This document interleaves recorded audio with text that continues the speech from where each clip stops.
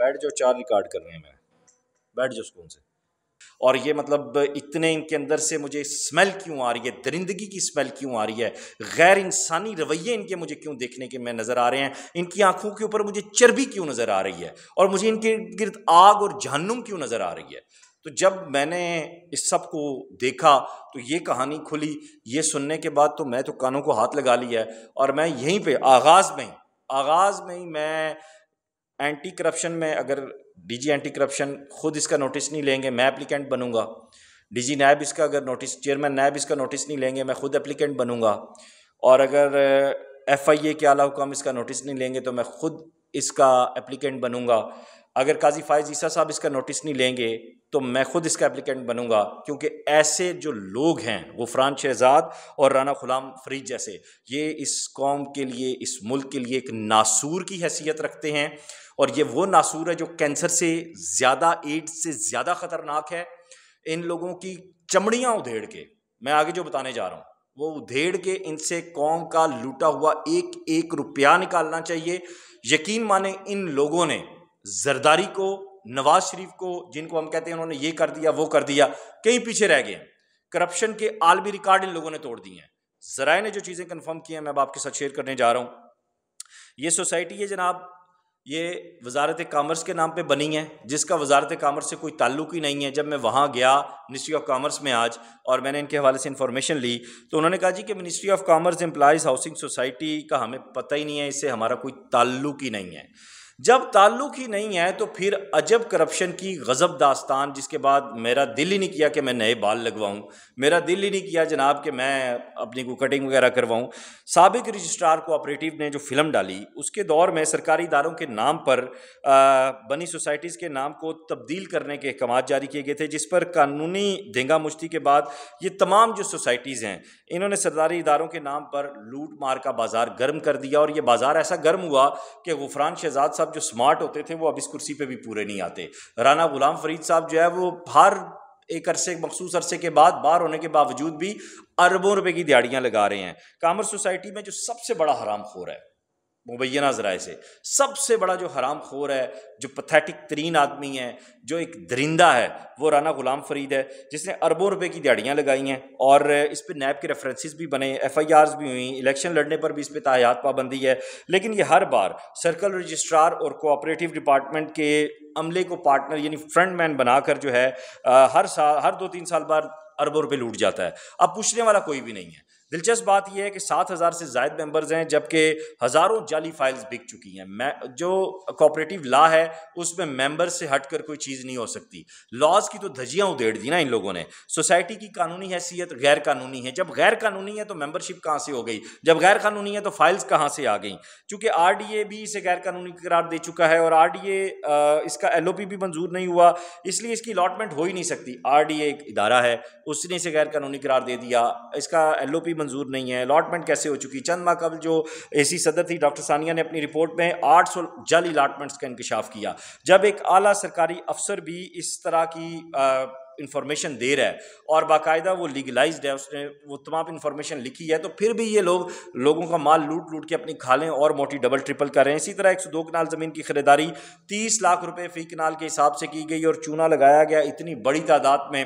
مطلب کوئی خوف خدا نہیں ہے، آپ کو مرنے کا کوئی ڈر نہیں ہے، آپ کو اللہ رسول کا کوئی ڈر نہیں ہے، آپ کو اپنے بچوں کی شکلیں نظر نہیں آتی کہ اگر اس حرام خوری میں آپ گرفتار ہو گئے، جیل کی سلاخوں کے پیچھے چلے گئے، آپ کی اولاد کا کیا بنے گا، ان کے مستقبل کا کیا بنے گا؟ آپ اتنے مطلب وحشی ہو چکے ہیں، آپ اتنے ہلاکو خان کرپشن کے بن چکے ہیں کہ آپ کو ذرا شرم اور ذرا حیا ہی نہیں ہے، ذرا غیرت ہی نہیں ہے.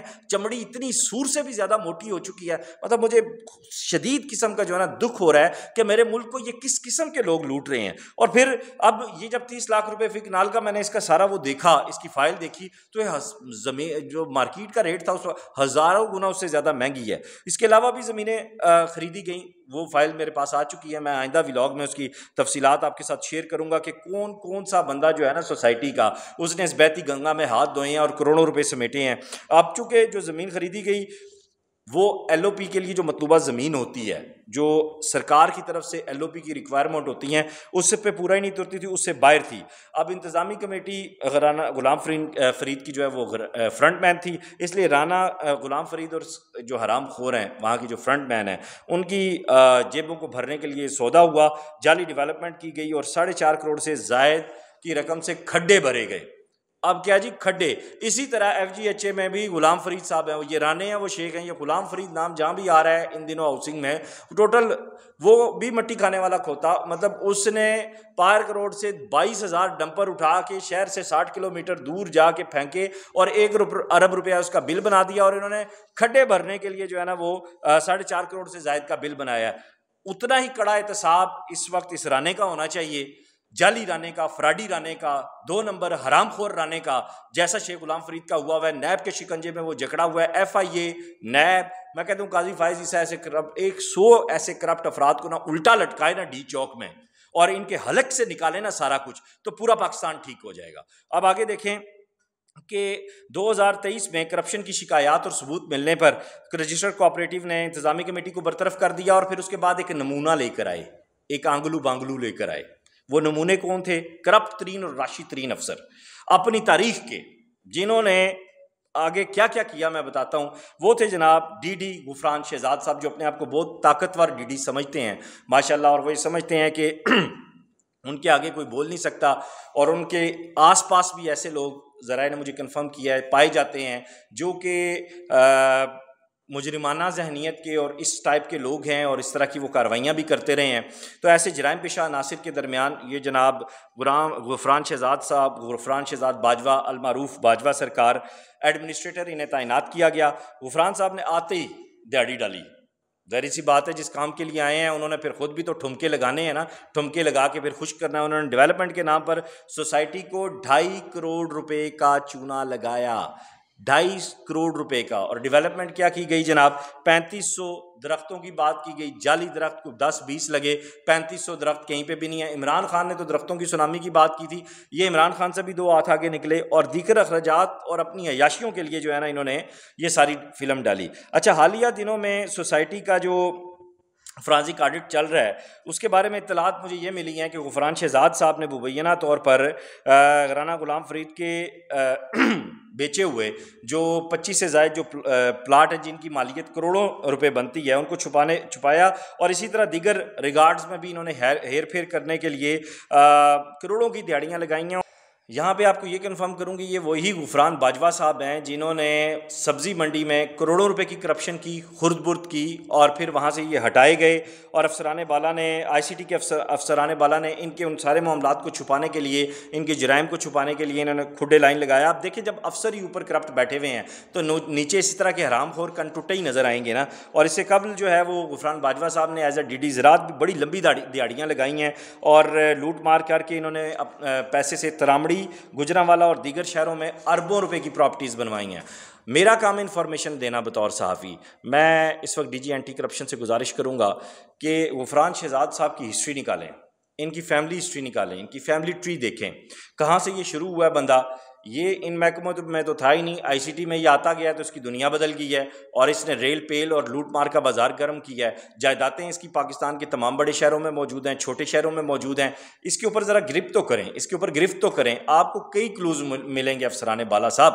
میں ہمارے جو معزز ادارے ہیں جن میں نیب ہے، ایف آئی اے، میرا کام ہے انفارمیشن دینا، آپ چیک کریں، آپ کو پتہ چل جائے گا۔ ایگریکلچر میں آپ کو بتاؤں یہاں پہ ایک اور ان کا سوفسٹیکیٹ فراڈ ہے کہ ایگریکلچر ایکسٹینشن میں استعمال ہونے والی مشینری پر جو ہے وہ روزانہ کی بنیاد پر غفران صاحب لاکھوں روپے کماتے ہیں، اور ڈرلنگ مشین اور ٹریکٹرز کو لاکھوں روپے کماتے رہے ہیں، ڈرلنگ مشین اور ٹریکٹرز کو پرائیویٹ ڈیولپمنٹ پر لگاتے رہے ہیں۔ یہ سرکار کی مشینری تھی، سرکار کی ڈرلنگ مشینیں تھیں، جن کا جو مجھے بتایا ہے، ذرائع نے کنفرم کیا ہے کہ جن کا جو رینٹ ہے چند ہزار روپے بنتا ہے، اس پر یہ لاکھوں روپے کی دیہڑیاں لگاتے رہے ہیں، سرکار کو بھی چونا لگاتے رہے ہیں، عوام کو بھی چونا لگاتے رہے ہیں، اور اپنی زمینیں جائیدادیں بناتے رہے ہیں۔ آپ قطری خط، بینامی جائیدادیں، پناما اکاؤنٹ بھول جائیں گے۔ غفران شہزاد نے نون لیگ کو، پیپلز پارٹی کو مات دے دی ہے۔ اس سے قبل یہ میں نے جیسے پہلے بتایا کسی اور محکمے کا ملازم تھا، پھر آئی سی ٹی میں یہ آ گیا۔ اب میں اس پہ الگ سے بات کروں گا کہ اس نے سبزی منڈی میں کن کن فرنٹ مین کے ذریعے کہاں کہاں جائیدادیں پیدا کی۔ وہ قبلہ غفران شہزاد صاحب کی شان میں غفران شہزاد سیریز میں شروع کر رہا ہوں، جس طرح ویب سیریز ہے نا، اور تو غرل سیریز، اور وہ تو غفران شہزاد کرپٹ سیریز ایک میں شروع کر رہا ہوں، اور یقین مانیں آپ کانوں کو ہاتھ لگائیں گے، اس کے کئی سیزن بنتے ہیں۔ اس شخص نے اتنی کرپشن اور لوٹ مار کی ہے۔ موجودہ سرکل رجسٹرار اشتیاق جیلانی صاحب بیوروکریٹک سٹائل میں سوسائٹیز کا اس وقت جو ہے وہ بیڑا غرق کر رہے ہیں۔ غفران شہزاد صاحب نے کوآپریٹو قوانین کی خلاف ورزی کی، میں نے تمام ڈیٹیلز آپ کے ساتھ شیئر کی ہیں، جو نہیں کی جن کی میں نے ہنٹس دی ہیں وہ آئندہ ولاگز میں کروں گا، اور اکاؤنٹس سمیت دیگر شعبوں میں انہوں نے کامرس سوسائٹی میں اپنے خاص بندے گھسائے ہیں تاکہ ہر انفارمیشن ان تک رہے۔ کاغذ کی ذرا سی پینسل کی نوک سے لے کر کاغذ پر اترنے والا ہر حرف ان کی مرضی سے لکھا جائے، ہر چیز ان کی اپنی سکیور ہے۔ انہوں نے ہر بندے کی جو ہے نا پراپر اکاموڈیشن کی ہوئی ہے تاکہ ان کے اوپر کسی قسم کا کوئی مطلب انگلی نہ اٹھ سکے، کہیں پہ یہ پکڑائی نہ دے سکیں، اپنے ارد گرد انہوں نے ایسی باؤنڈری بنائی ہوئی ہے۔ اور پھر یہ رانا غلام فرید کے ساتھ جو ہے نا وہ گینگ اپ ہو کر کچھ لو کی پالیسی پر عمل پیرائیں، اور آپ کچھ لو نہیں، کھپو کھپ لو۔ اور سابقہ انتظامی کمیٹی کی کرپشن کے جو معاملات ہیں وہ جب سامنے آئے تو ثبوتوں سمیت جو ہے نا انہوں نے ہیر پھیر کر دیا، کوئی پکڑائی نہیں دی۔ اب رجسٹرار کو یہاں پہ کیا چاہیے؟ رجسٹرار کو چاہیے کہ ایماندار ایڈمنسٹریٹر وہ تعینات کریں تاکہ سبزی منڈی اور شعبہ زراعت میں ہونے والی کرپشن پر بھی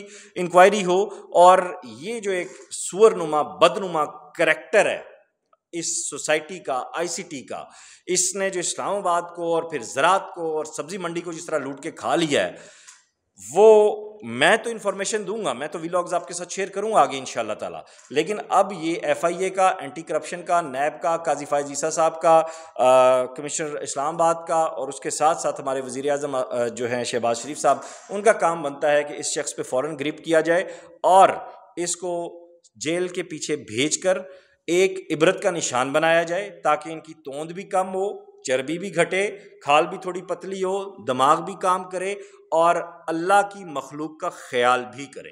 اس ویڈیو لنک کو اتنا شیئر کریں کہ پاکستان میں جتنے راشی حرام خور افسران ہیں انہیں ایک دفعہ پتہ چل جائے کہ حق اور سچ کی آواز بھی ہوتی ہے۔ اپنا خیال رکھیے گا، خدا حافظ۔